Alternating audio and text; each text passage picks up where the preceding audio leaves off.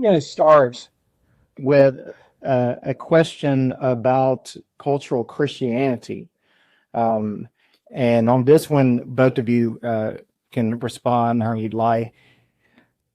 Is God indifferent to a polity that has at least external respect and obedience for his moral law? And the kind of a funny way of asking that is, how many cheers would you give for cultural Christianity?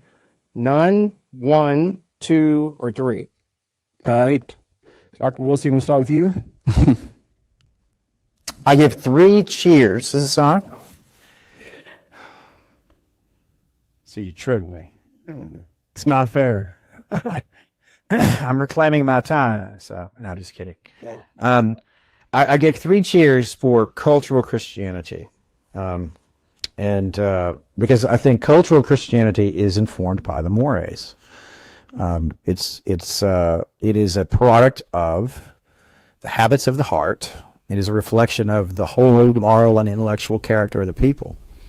And from cultural Christianity emerge the laws. And the laws, when the laws reflect the culture, and that culture is informed by the best of the Christian tradition and the Word of God, then that's desirable. I just wrote a piece or published it. I wrote it a while ago. I have a lot of control over when people publish the things you write. So defending cultural Christianity, I'll probably give it 2.5 cheers because it's a good, which I argued in the piece. It's not the best good because wrapped in this often is the term cultural Christians as well, right? So that's why I would give it a knockoff a half of people who embrace the fruit of Christianity without the root of faith. And I think that's a less ideal situation than them actually being Christians. Though I don't think a Christian culture is hostile to conversion. I don't think it's antithetical. I think that's been a common assumption more recently, that if you have a Christian culture, it just inoculates people to their true faith, and they think they already know what it is and they reject it, or they think they're Christians are really not.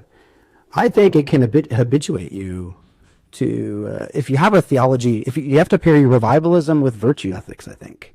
And if you have a theology of formation of virtue, you shouldn't be opposed to something like pressures on you from a society to act a certain way, assuming that is, I'm not Rousseau, we talked about Rousseau. I think this is a very, very Rousseauian sense that man is free and everywhere he's born in chains, right? And therefore society and the pressures it puts on you is antithetical to your flourishing. And I just don't think that that's true. I think, just think about family formation. So I think even some of these conversations are really illuminating when you think about the culture of your family. I'm not coercing my kids to believe, but we are creating a Christian culture in our home, and so it's not just, I'm not just waiting around. Again, I'm a Presbyterian, so many Baptists don't think this, but They take their children to church. Go easy. Take one, Shirley. and so you're not compelling belief, but you are promoting it through the culture in your family. Is that a voluntary association? Not for those kids. So 2.5 cheers. I want everybody to believe, and one day every knee will bow. And until then, having a culture that reflects the values of Christianity, that sounds pretty good.